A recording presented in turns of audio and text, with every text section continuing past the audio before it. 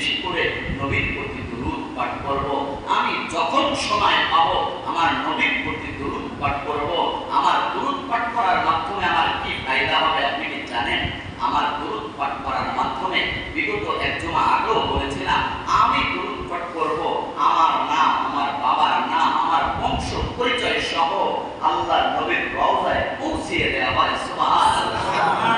কিছুক্ষণ আগে যখন মুতালা করতেছিলাম দেখতে পাচ্ছিলাম যে আল্লাহ রাসূল সাল্লাল্লাহু আলাইহি ওয়াসাল্লাম কিয়ামতের ময়দানে আমি আর আপনি কি নবীর সামনে দাঁড়াতে হবে না ভাই?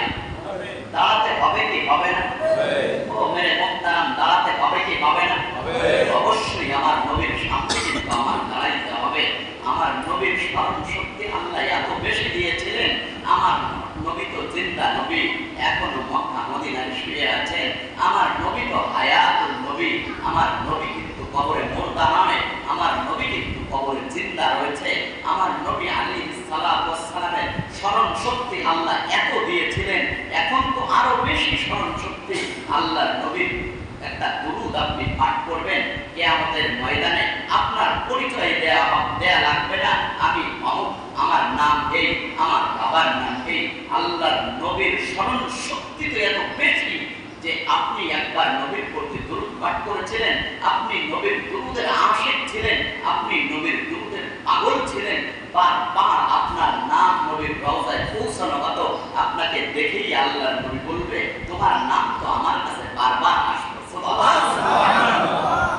নবীর কাছে আপনার নাম পাঠানোর সুন্নাত হলো দুরূদ পড়তে হবে। কি পড়তে হবে? কি পড়তে হবে?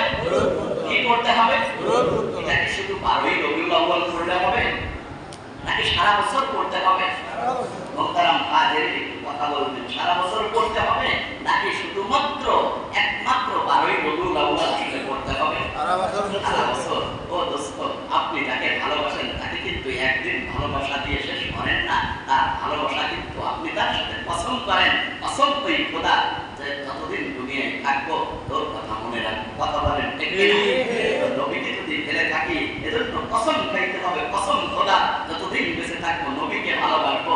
আর নবীর ভালোবাসার বহিঃপ্রকাশ, যে নবীকে ভালোবাসে, নবীর ভালোবাসার দাবিদার, সে হতে হবে নবীর প্রতি দুরূদ পাঠকারী, সে হতে হবে নবীর সুন্নাতের অনুসারী, সে হতে হবে নবীর সুন্নাতের ইত্তেবা করতে হবে। নবীর সুন্নাত নেই, নবীর মহব্বতের স্লোগান দিলেন, আপনার মহব্বত আপনার মুখের সাথে আর আপনার কথার সাথে আর কাজের সাথে যদি মিল না হয়, তাহলে এই মহব্বত দিয়ে আল্লাহ রাসূলের ভালোবাসা অর্জন করা যাবে না। মুহতারাম মুহাজিরিন, আমরা যারা উপস্থিত হয়েছি আমরা সকলে আল্লাহকে ভালোবাসি না? আল্লাহকে ভালোবাসি কি বাসি না?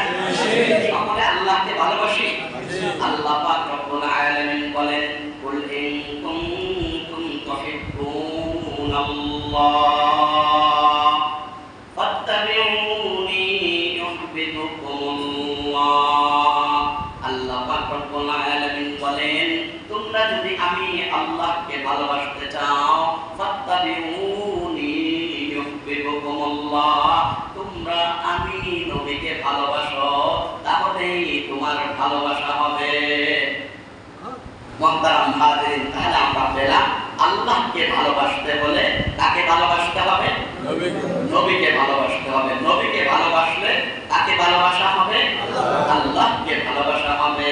আর আমার নবী বলেন, মান আহাব্বা সুন্নতি ফামান আহাব্বানি ওয়া মান আহাব্বানি কানা মাই ফিল জান্নাহ। যে ব্যক্তি আমি নবীকে ভালোবাসতে চায়, যে ব্যক্তি আমি নবীকে মহব্বত করতে চায়, সে যেন আমার সুন্নাতকে মহব্বত করে। আর যে আমার সুন্নাতকে মহব্বত করলো, আমার সুন্নাতের অনুসরণ করলো, সে কাল কিয়ামতের ময়দানে আমি নবীর সাথে জান্নাতে প্রবেশ করবে। তাহলে আমরা পেলাম নবী আল্লাহকে ভালোবাসতে হলে কাকে ভালোবাসতে হবে? নবীকে ভালোবাসতে হবে। আর নবীকে ভালোবাসতে হলে নবীর সুন্নাতকে ভালোবাসতে হবে। নবীকে ভালোবাসতে হলে নবীর অনুসরণ করতে হবে। নবীকে ভালোবাসতে হলে নবীর প্রতি দুরূদ পাঠ করতে হবে। আমরা সকলে দুরূদ পাঠ করতে রাজি আছি তো ইনশাআল্লাহ? দুরূদ পাঠ করলে কি ফায়দা হবে? আল্লাহর নবী বলেন, মান সাল্লা আলাইয়া মাররাতান সাল্লাল্লাহু আলাইহি আশরান, যেই বান্দা আমি নবীর প্রতি একবার দরুদ পাঠ করবে, আল্লাহ পাক রব্বুল আলামিন ওই বান্দার প্রতি কমপক্ষে 10টা রহমত বর্ষণ করবে। সুবহানাল্লাহ। হাদিসে পাকের মধ্যে এসেছে, হযরত আনাস রাদিয়াল্লাহু তাআলা আনহু বলেন, এক ব্যক্তি রাসূল কারীমের কাছে আসলেন। আসার পরে জিজ্ঞাসা করতেছেন, মাসা ইয়া রাসূলুল্লাহ, হে আল্লাহর রাসূল, কিয়ামত কবে সংগঠিত হবে? আল্লাহর রাসূল বললেন, ক্বালা ওয়া মা আ'দাদতা লাহা, ওই কিয়ামতের জন্য তোমার কি প্রস্তুতি রয়েছে? ব্যক্তি বলল, আল্লাহর রাসূল, আমার তেমন কোনো প্রস্তুতি নেই, তবে আমি আল্লাহর রাসূলকে ভালোবাসি। আল্লাহর রাসূল বলেন, ফাইন্নাকা মা'a মান আহবাবতা, তুমি যাকে ভালোবাসো কিয়ামতের ময়দানে তোমার হাসর তার সাথে হবে। তাহলে আল্লাহর রাসূলের হাদিস থেকে আমরা পেলাম, যার সাথে যার মহব্বত হবে, যার সাথে যার উঠা বসা হবে, আল মারউ মা'a মান আহাব্বা। আল্লাহর রাসূল বলেন, দুনিয়ায় তোমার যার সাথে দোস্তি থাকবে, যার সাথে সম্পর্ক থাকবে, যাকে তুমি নেতা হিসাবে মেনে নিবে, যাকে তুমি বেশি ভালোবাসবে, যার অনুসরণ করবে, যার পরামর্শ অনুসরণ করবে, কিয়ামতের ময়দানে তোমার ঠিকানাও তার সাথে হবে। এজন্য মেরে মুহতারাম হাজিরিন, যখন আল্লাহর নবী ব্যক্তিকে এই কথা বললেন যে তুমি যাকে ভালোবাসো তোমার ঠিকানা তার সাথে হবে, হযরত আনাস রাদিয়াল্লাহু তাআলা আনহু বলেন, মা ফারিহনা বাদাল ইসলাম, ইসলাম গ্রহণ করার পরে আমরা এর চাইতে বেশি খুশি কোনোদিন হইনি। কারণ আমরা সাহাবায়ে কেরাম যারা রয়েছি, আমরা সকলে আমাদের জীবনের চাইতেও বেশি আমার নবীকে ভালোবাসি। অর্থাৎ আমরা কিয়ামতের ময়দানে সকলেই নবীর সাথে জান্নাতে থাকবো। সুবহানাল্লাহ।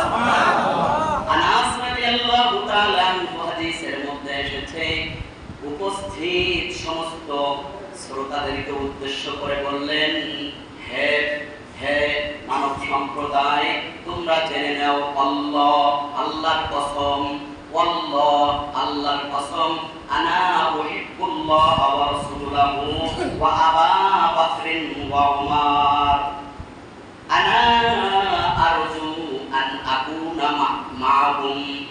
হযরত আনাস রাদিয়াল্লাহু তাআলা আনহু বললেন, হে লোক সকল, তোমরা জেনে নাও, আমি আল্লাহর রাসূলকে ভালোবাসি, আবু বকরকে ভালোবাসি, উমারকে ভালোবাসি। আনা আরজু আন আকুনা মা'হুম, আর আমি আশাবাদী কিয়ামতের ময়দানে আমি আবু বকর, ওমর এবং মুহাম্মাদের সাথেই থাকবো। সুবহানাল্লাহ। এজন্য নবীর ভালোবাসা থাকা দরকার, আছে না নাই?